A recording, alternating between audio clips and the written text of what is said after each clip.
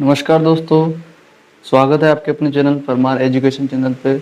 तो आज के इस वीडियो में हम बात करने वाले हैं कक्षा गणित के अध्याय नंबर 2 बहुपद के परिचय के बारे में। ठीक है, इस वीडियो में हम जो दूसरा चैप्टर है उसके मेन पॉइंट्स को पढ़ेंगे। ठीक है, चलो चलो सबसे पहले यहाँ पे पद लिख रखा है। क्या लिखेगा? पद। अब पद किसको कहते हैं? यहाँ पे मैंने लिखा है 3x। क्या लिखा है? 3x। ये एक पद कहलाता है। क्या होता है? पद। ठीक है, और इसमें क्या क्या होता है? जो 3 है ये संख्या है, और जो संख्यावाचक जो होता है उसमें होता है, उसको क्या बोलेंगे? अचर। ठीक है, क्या बोलेंगे? अचर।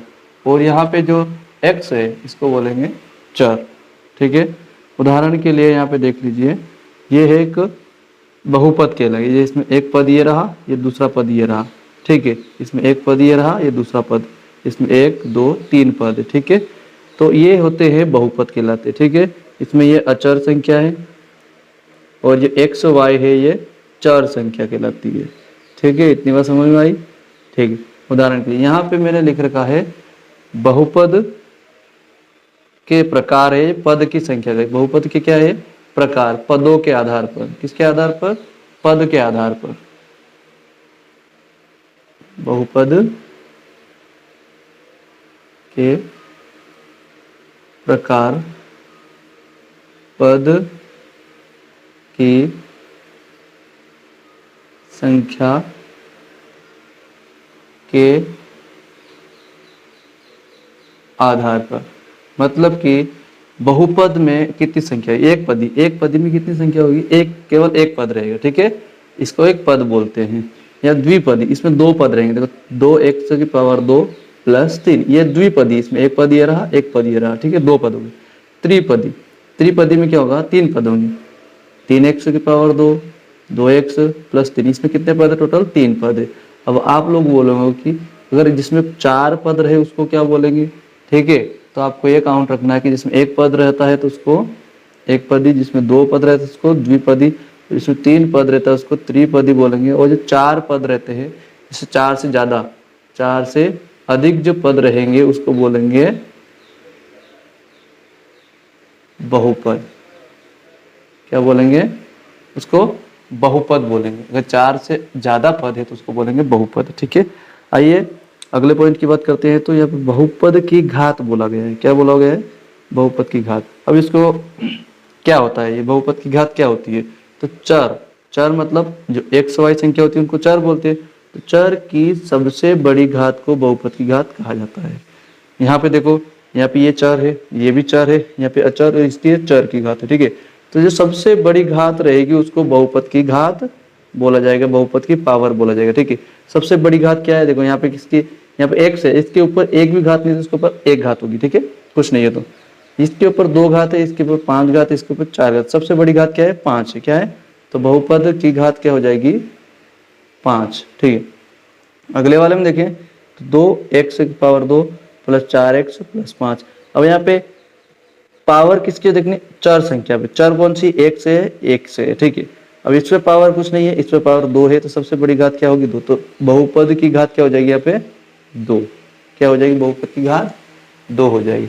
ठीक है, अब अगला पॉइंट देख लेते हैं। जब कहने का मतलब है कि जो सबसे बड़ी घात होगी वही बहुपद की घात कहलाती है। ठीक है, बहुपद के शून्यक देखो, शून्य क्या होते हैं? चर का वह मान जो बहुपद को शून्य कर दे, उसी मान को बहुपद का शून्य कहा जाता है। मतलब कि मान लो ये एक बहुपद है। क्या ये? बहुपद है। ठीक है, इसके मान को अगर शून्य कर दिया जाए, ऐसी संख्या लें, मतलब x की जगह पर ऐसी संख्या रखिए जो हल करने पर इसका मान क्या आ जाए? शून्य के बराबर आ जाए, तो वो मान बहुपद का शून्य कहा जाता है। यहाँ पे देखो, बहुपद की घात बराबर शून्यकों की संख्या। ऐसा क्यों लिखा गया है? देखो, जहां पर भी बहुपद की घात जितनी रहेगी उसके उतने ही शून्यक रहेंगे। मान लो यहाँ लिख दिया मैंने 2x की पावर 2 प्लस 3। अब इसके कितने शून्यक रहेंगे? तो इसकी घात कितनी है? 2, तो इसके शून्यक भी 2 रहेंगे। ठीक है, अगर किसी की घात 3x की पावर 4 प्लस 2x प्लस 4 है, इसकी पावर कितनी? टोटल 4 है, तो इसके शून्यक कितने रहेंगे? 4 रहेंगे। मतलब जितने पावर रहेगी उतने ही उसके शून्यक रहेंगे। ठीक है, चलो बढ़ते हैं अगले टॉपिक की तरफ। चलिए दोस्तों, अगला टॉपिक है आपका बहुपद के शून्यकों का ज्यामितीय अर्थ। ठीक है, ये देखो, तो ये पढ़ेंगे बहुपद के शून्यकों का ज्यामितीय अर्थ क्या होता है। बहुपद के शून्य को px के लिए ज्ञात करो, ये एक उदाहरण हमने लिया। ठीक है, यहाँ पे उत्तर निकालेंगे। यहाँ पे एक ग्राफ होता है, जो खड़ी वाली लाइन होती है उसको y बोलते हैं, आड़ी वाली लाइन को जो क्षैतिज होती है उसको बोलते हैं x अक्ष, और जो इसको ऊर्ध्वाधर अक्ष बोलते हैं, क्या बोलते हैं, ऊर्ध्वाधर मतलब y अक्ष। अगर इंग्लिश में बोले तो ये होता है हॉरिजॉन्टल और ये होता है वर्टिकल। ठीक है, यहाँ पे क्या बोला गया है, यहाँ पे एक रेखा होती है कोई भी, मान लो ये रेखा है। ठीक है,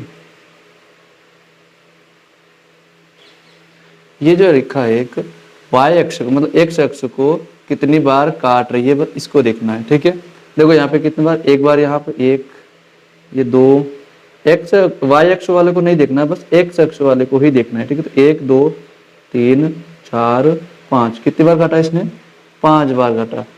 ठीक है, यही होता है शून्यकों की संख्या निकालने की विधि होती है। ठीक है, अगला टॉपिक देखेंगे, बहुपद के शून्यक और चर में संबंध क्या होता है। ठीक है, मतलब शून्यक और चर में क्या संबंध होता है वो हम देखेंगे इस वाले टॉपिक में। यहाँ पे दिया गया द्विघात बहुपद। द्विघात बहुपद को किस रूप में लिखा जाता है, ax square bx plus c। यहाँ पे जो a और b है ये अचर पद है, और ये x और ये x है चर पद है। ठीक है, ये c भी एक अचर पद है, a b c अचर पद है, ये x और x है चर पद। ठीक है, अब यहाँ पे एक शून्यकों का योग दिया गया है, मतलब कि कोई भी एक बहुपद रहेगा, अगर उसको उसके शून्यक निकालेंगे। ठीक है, यहाँ पे आपको थोड़ा बहुत मोटा मोटी समझ में आएगा, बाकी समझ में नहीं आएगा। इसको अच्छी तरह से समझने के लिए हम उदाहरण आगे करेंगे, ये वाला रहा। ठीक है, यहाँ पे बस आपको याद रखना है शून्यकों का योग का फॉर्मूला क्या है, अल्फा प्लस बीटा बराबर में होगा -b/a। ठीक है, इसके बराबर में होगा। और शून्यकों का गुणनफल किसके होगा, अल्फा इंटू बीटा, ये होगा c/a के रूप में। ठीक है, यहाँ पे जो बहुपद रहेगा उसको हल करेंगे तो उसको 2 मान मिलेंगे। ठीक है, 2 मान, क्योंकि x की पावर 2 है तो दो शून्य मिलेंगे।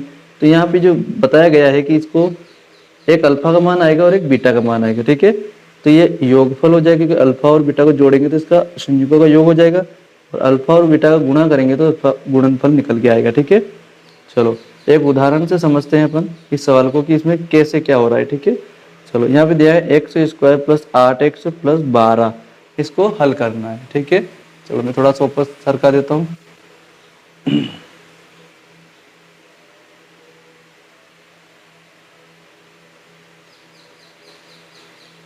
ठीक है, चलो यहाँ पे x square plus 8x plus 12 एक क्वेश्चन दे रखा है, इसको हल करेंगे। अब यहाँ पे देखो ये इसको हल कैसे करेंगे, जो सबसे पहले है को जो x स्क्वायर इसको 12 से गुणा करना पड़ेगा।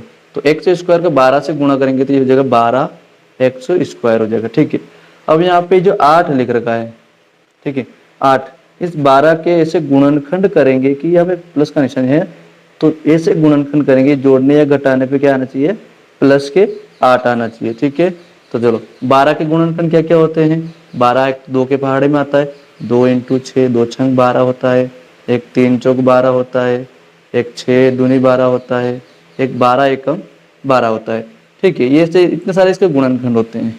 तो हमको ऐसे वाले गुणनखंड लेंगे जिनको जोड़ने पर, जो गुणनखंड है उनको जोड़ने पर 8 आनी चाहिए। ठीक है, देखो यहाँ पे 6 और 2 कितना होता है, 8 हो रहा है, तो ये ले सकते हैं, ये भी ले सकते हैं, 6 उधर 8 हो रहा है, यहाँ पे 3 और 4 7 हो रहा है, इसको नहीं लेंगे। ठीक है, 12 और एक यहाँ पे 13 हो रहा है, इसको भी नहीं लेंगे।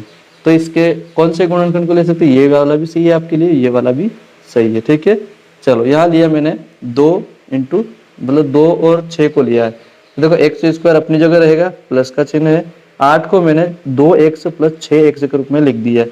अगर इसको फिर से इस रूप में चेंज करना है तो 2x और 6x को जोड़ेंगे 8x मिल जाएंगे। ठीक है, प्लस का 12 है बराबर में 0।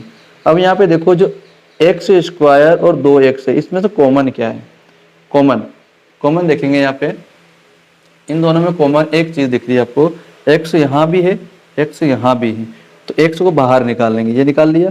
ठीक है, अब यहाँ पे 2x मतलब x की घात 2 है, तो मतलब 2x था, तो एक बाहर आ गया है, तो एक अंदर बचेगा। ठीक है, प्लस का चिन्ह अपनी जगह और 2 अपनी जगह। ठीक है, अब यहाँ पे देखो पहला चिन्ह अगर जो माइनस है तो माइनस उतारेंगे, प्लस है तो प्लस उतारेंगे, ठीक है। या प्लस है तो प्लस उतार लिया। अब यहाँ 6x और 12 में 6x प्लस 12 में क्या कॉमन है? 6 यहाँ भी है और 6 इसमें भी है। देखो कैसे, क्योंकि 6 के पहाड़े में 6 भी आता है और 6 के पहाड़े में 12 भी आता है, ठीक है। तो 6 कॉमन आ जाएगा। अब यहाँ पे x अंदर रहेगा, प्लस का चिन्ह भी रहेगा। अब 6 का पहाड़ा कितनी बार बोलेंगे? 12 आएगा, तो 2 बार बोलेंगे, 6 दूनी 12। इन स्टेप को आप सॉल्व करके फिर से ये स्टेप प्राप्त कर सकते हैं, ठीक है। चलो यहाँ पे 6 बराबर में 0 हो गया। अब यहाँ पे देखो कि जो हमने कॉमन निकाले उसके अंदर कोष्टक के अंदर जो 2 पद रहेंगे, अगर वो समान है, मतलब x प्लस 2 यहाँ भी, x प्लस 2 यहाँ भी है, अगर समान है तो आपका सवाल सही है, ठीक है। तो इन दोनों में से एक पद ले लेंगे, x प्लस 1 ले लिया। अब जो x है और ये 6 है, इन दोनों को भी एक पद के रूप में लिख देंगे, ठीक है। और बराबर में दोनों के शून्य लगा देंगे और एक लाइन खींच देंगे। अब यहाँ पे क्या किया मैंने कि जो 2 है बराबर से इधर है प्लस में, इसको बराबर से उधर ले जाएंगे। तो बराबर से इधर लाए तो ये माइनस का हो गया, ठीक है। कोई भी चीज़ आपको पता है कि बराबर से इधर प्लस की है तो बराबर से इधर माइनस की हो जाएगी। अगर इधर माइनस की है बराबर से उधर ले जाएंगे तो प्लस की हो जाएगी। अगर इधर गुणा में तो बराबर से उधर ले जाएंगे तो भाग में हो जाएगी। अगर इधर भाग में तो बराबर से उधर वो गुणा में हो जाएगी, ठीक है। ये चीज़ आपको आना चाहिए। अब यहाँ पे देखेंगे, यहाँ पे सेम ऐसे ही किया, 6 को है प्लस से बराबर से उधर ले गए तो ये हो गया माइनस का 6। ये अल्फा का मान आ गया, ये बीटा का मान आ गया, ठीक है। अब ये जो मान है हम इनमें रख के आराम से हल कर सकते हैं। चलो हल करते हैं। पहले क्या बताया गया है? शून्यकों का योग। फॉर्मूला है x प्लस बी बराबर माइनस बी बटे ए, ठीक है। अब यहाँ पे अल्फा का मान क्या है? अल्फा का मान है 2 और बीटा का मान क्या है? -6, -2 और -6। तो मान रखेंगे अल्फा की जगह -2 प्लस प्लस, और बीटा का मान -6 तो कोष्टक में -2 -6 लिखेंगे, ठीक है। चलो बराबर का चिन्ह है। अब b का मान देखो, b क्या है और a क्या है, ये कैसे पता करेंगे? तो ये हमें देखो, जो पहला मान होता है वो a का होता है, ये मान b का होता है और ये c होता है, ठीक है। इतनी बात समझ में आई? ये a होता है, b होता है और ये c होता है। देखो अब b का मान कितना है यहाँ पे? 8। x को नहीं लेने, x के गुणांक में क्या है? गुणांक में क्या है? 8 है, तो ये b का मान होगा 8। अब b का मान माइनस था तो यहाँ पे -8 होगा, ठीक है। चलो अब यहाँ पे देखो, जोड़ का निशान, दोनों माइनस संख्या, मतलब दोनों समान संख्या है। अगर समान संख्या रहेगी तो जुड़ेगी, 2 और 6 कितना होगा? -8 हो जाएगा, ठीक है। बराबर का चिन्ह। अब यहाँ बटे में 1 है, तो हमको पता है कि हर संख्या का बटे में 1 होता है, तो बटे में 1 लिखने की जरूरत नहीं है। तो यहाँ पे देखेंगे कि -8 बराबर -8, मतलब दोनों क्या है? अल्फा प्लस बीटा और -b बटे दोनों क्या है? बराबर आ गया, ठीक है। इसमें शून्य का गुणनफल भी करके देख लेते हैं। शून्यकों का गुणनफल फॉर्मूला क्या है? अल्फा इंटू बीटा, ठीक है। इसका c बटे a के बराबर में है। अब यहाँ पे c का मान क्या है? 12 रहेगा, ठीक है। और a का मान क्या रहेगा? 1 रहेगा, क्योंकि यहाँ पे कुछ नहीं था। यहाँ पे x के गुणांक में है कुछ नहीं, तो यहाँ पे क्या लिया था हमने? a का मान क्या लिया था? 1, तो यहाँ भी a का मान क्या लेंगे? 1, ठीक है। चलो अल्फा का मान -2 है, यहाँ पे गुणा का चिन्ह है, गुणा का चिन्ह है, ठीक है। बीटा का मान -6 तो -6, यहाँ पे गुणा का चिन्ह देखो, तो ये -6 -2 इंटू -6, तो गुणा में तो माइनस माइनस कट जाएगा और 2 का 6 में गुणा करेंगे तो 12 होगा। कितना होगा? प्लस का 12, और ये 12 था, ठीक है। 12 का बटे में 1 है तो लिखने की जरूरत नहीं है, दोनों पद बराबर आए, ठीक है। तो ये आपका क्लास 10th की अध्याय 2 का बेसिक क्लास था। इसमें यहाँ पे एक और चीज बता रखी है मैंने कि बहुपद के प्रकार घात के आधार पर भी अलग अलग होते हैं। देखो पहला रैखिक बहुपद होता है, जिसमें एक भी घात नहीं रहती। जो चर पद, अपना चर जो पद रहता है उसके ऊपर अगर घात नहीं है तो वो होगा आपका रैखिक बहुपद, ठीक है। द्विघात बहुपद में क्या होगा? जिसके ऊपर 2 घात हैं, मतलब कि जो चर संख्या रहेगी, अपना चर पद रहेगा, अगर उसके ऊपर अधिकतम घात 2 है, अधिकतम घात 2 है तो वो द्विघात बहुपद कहलाएगा। त्रिघात किसको बोलते हैं? जो अपना पद है उसमें चर पद की अधिकतम घात 3 रहेगी, ठीक है। यहाँ पे 3 है, यहाँ 2 भी कर सकते हो, ठीक है। अगर अधिकतम घात 3 है, सबसे बड़ी वाली घात 3 है, तो उसको त्रिघात बहुपद बोला जाएगा, ठीक है। इतनी बात समझ में आई? तो आई होप आपको मेरा वीडियो अच्छा लगा होगा। अगर अच्छा लगा तो अपने सहपाठियों के साथ इसको शेयर कर दीजिए और चैनल को सब्सक्राइब कर दीजिए, ताकि आपको ऐसे ही वीडियो और मिल सके, ठीक है। आप इसका स्क्रीनशॉट लेना चाहे तो ले सकते हैं यहाँ से, ठीक है। ले लिया, अब इसका भी आप स्क्रीनशॉट ले सकते हैं। चलो मिलते हैं नेक्स्ट वीडियो में, तब तक के लिए जय हिंद, जय भारत।